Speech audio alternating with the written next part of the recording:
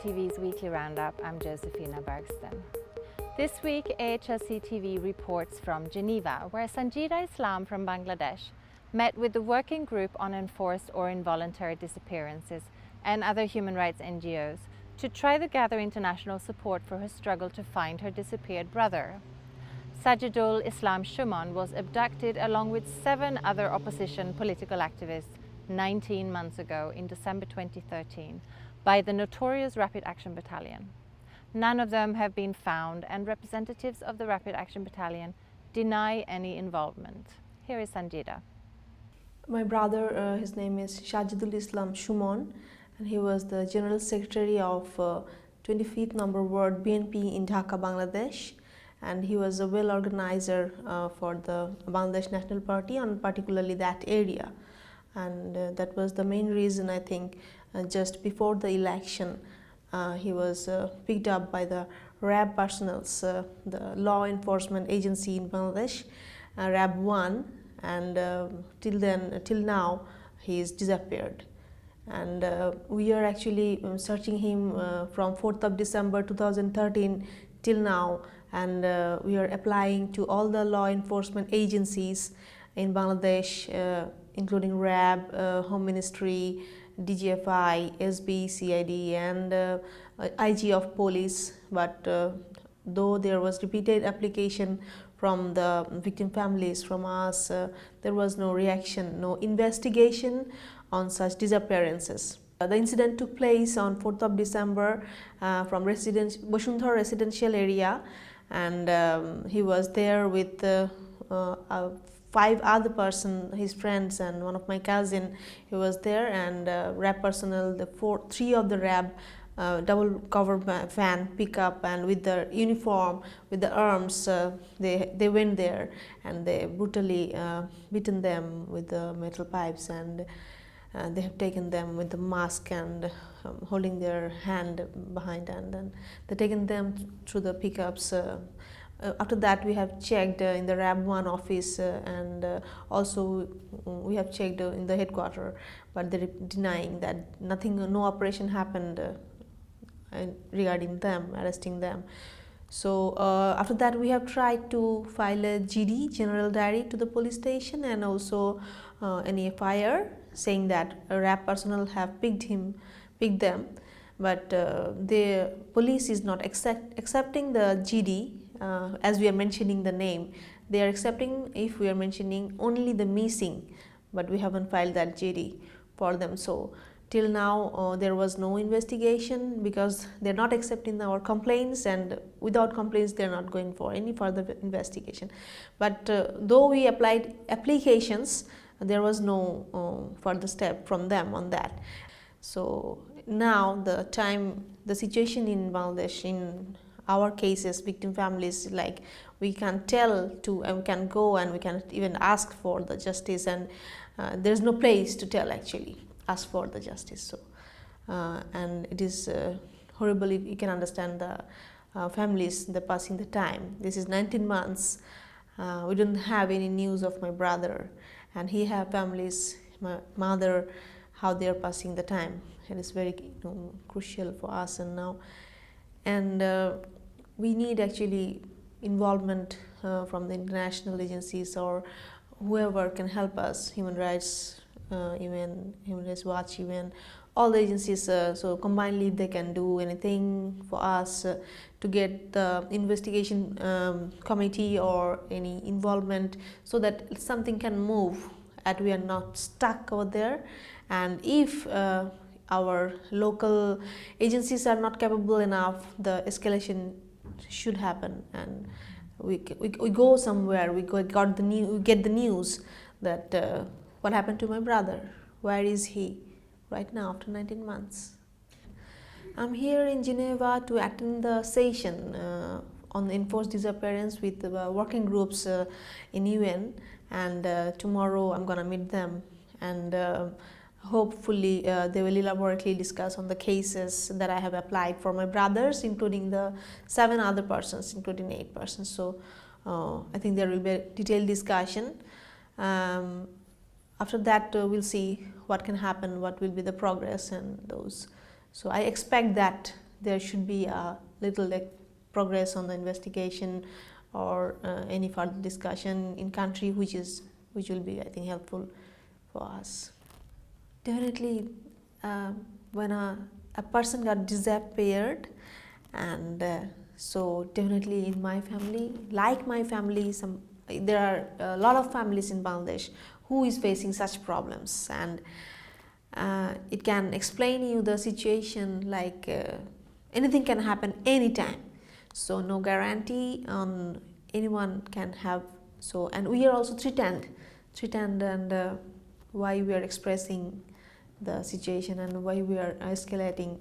So you can understand that the situation we are passing through, and definitely people are scared because they don't want to lose their life, and they just want to be alive, right? So it is normally what should be, people should live a better life. The expectation should be like this, but in our country now, we should be alive. That's our minimum expectation now.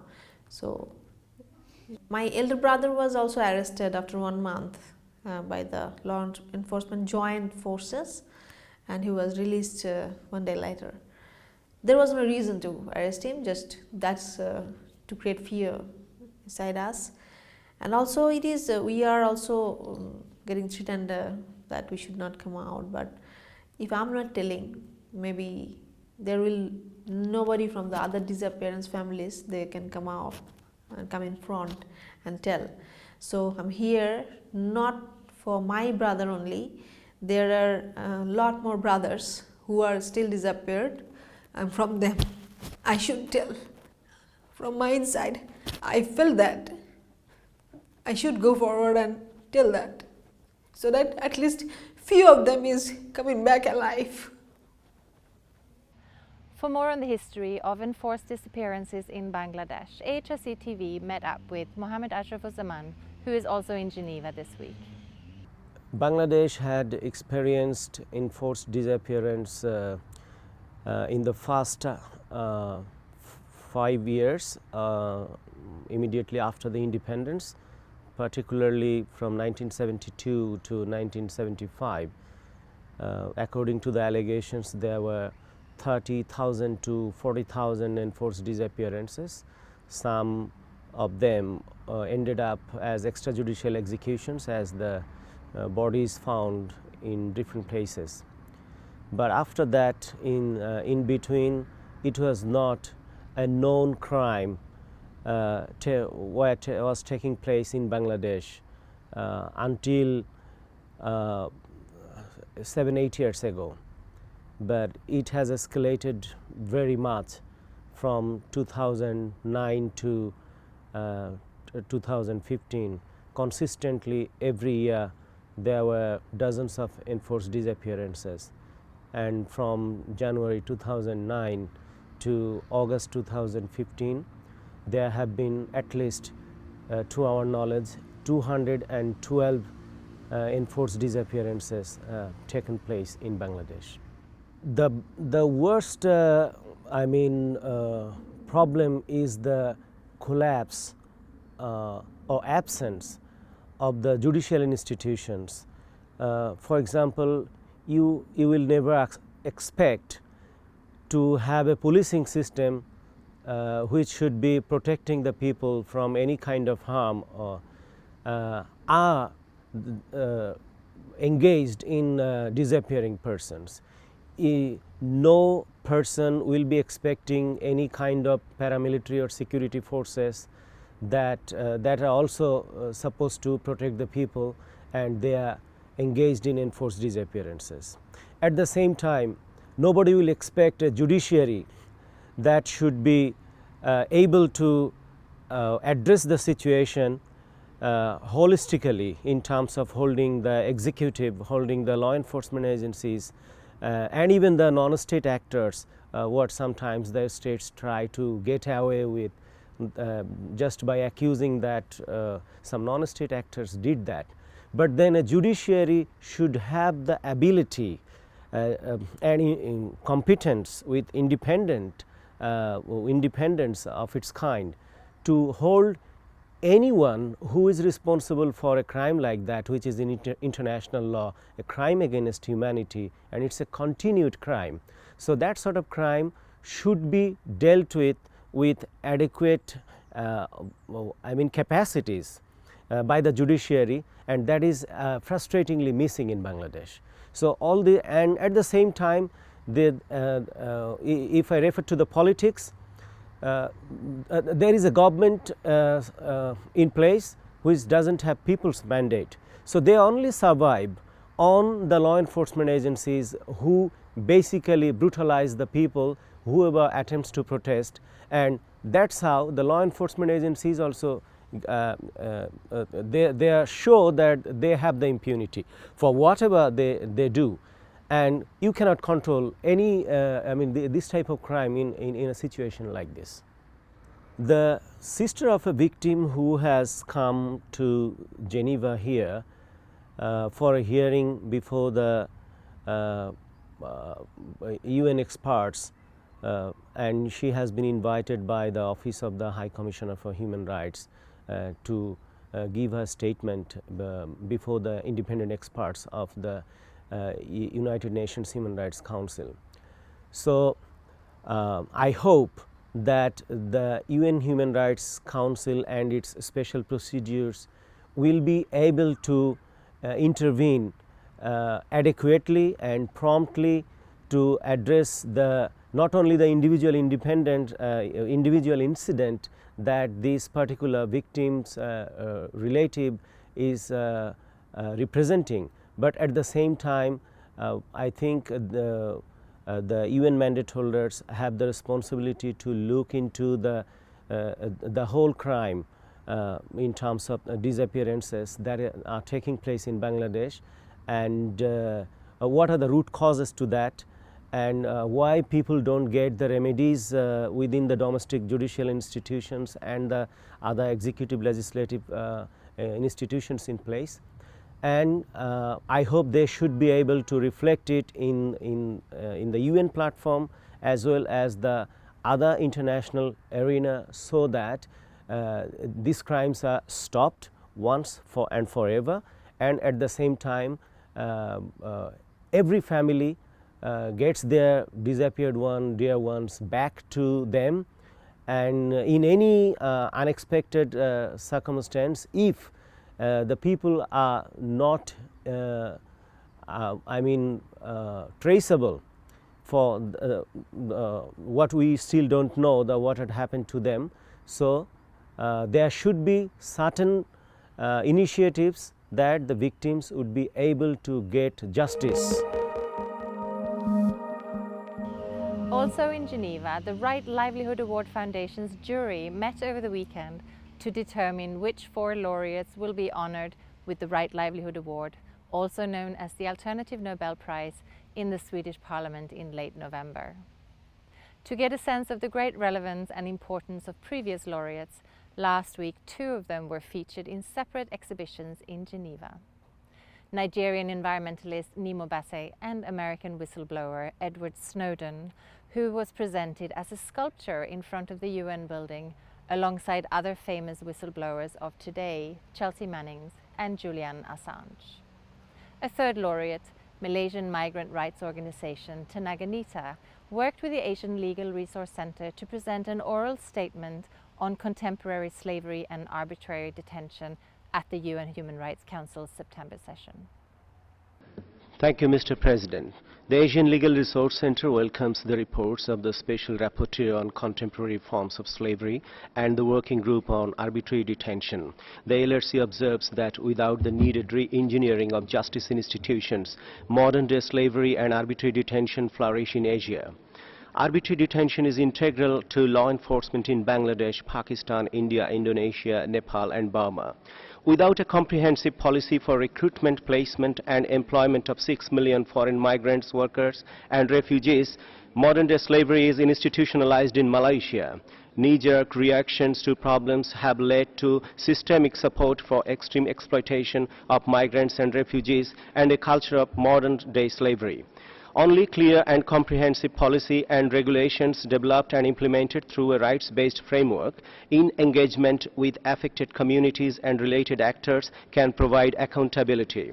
Proactive response from the special procedures and the Council is expected to enable states to dismantle structures that facilitate slavery and degradation of rights and to rebuild the justice systems needed to protect lives and the dignity of all persons. I thank you, Mr. President. The selection of this year's laureates will be revealed to the world on the 1st of October in a press conference at the Swedish Foreign Ministry. I'm very happy that we have arrived in Geneva. It's very important for our foundation, after 35 years of work, that our laureates have here the platform to meet all the other organizations and people who are active for humanitarian causes of the UN and within the UN network. And to say something about our foundation, it has been established in 1980. It was founded in Sweden by Jakob von Uexküll, who was then addressing the Nobel Foundation to ask them to make a new award for development and for environment. But they said, oh no, we have no need for that. We have just started an economic award, so we don't need this. So he himself then founded a foundation with the money of some seed money of stamp collection and looked for other supporters to get into this foundation as well. And since some years afterwards, the host of the event, of the ceremony, is the Swedish Parliament, and all parliamentary groups of the Swedish Parliament are the hosts of this event. And there is each year a ceremony in the first weekend of December to have the laureates of that year shown and presented and seen that they can get some publicity for their work. And it is, unlike the Nobel Prizes and most other international prizes, the Right Livelihood Award has no categories and everybody can nominate everybody. So it's a people's prize. If you looked at the Nobel Prizes, it's very silo in the sense that it's got certain very academic disciplines in there. You take the Right Livelihood Award, it's a dynamic, open process. And if you look at the range of topics that it covers, it actually covers everything that needs to be attended to in humanity. So it is this holistic and dynamic and open system that means that every time there are new issues, the foundation is able to address them very early in its period, not waiting again until the problem is so big that you can actually respond and recognize people who are the pioneers in challenging bad thinking or bad actions in the world. And that's, I think, one of the wonderful things about this particular award, this dynamism and openness and holisticness and ability to move to any issue anywhere, as long as it makes a difference for a better world. That is all for this weekly roundup. For more on these and other issues, please visit www.humanrights.asia. Thank you for watching and see you back in the Hong Kong studio next week.